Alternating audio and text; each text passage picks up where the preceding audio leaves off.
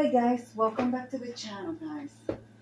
I want to do a tablescape with you guys, and guys, I'm here also to invite you to the open collaboration Christmas in July. Guys, their invitation video is already posted, and all the information of the host that you need to put in your description box is in it, and the flyer it is in my community tab. Okay, so I just felt like coming in here and do a table setting because I do have friends coming over.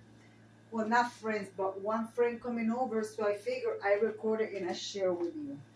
Okay, this tablecloth is really long. This is for a party table, so we're going to use it.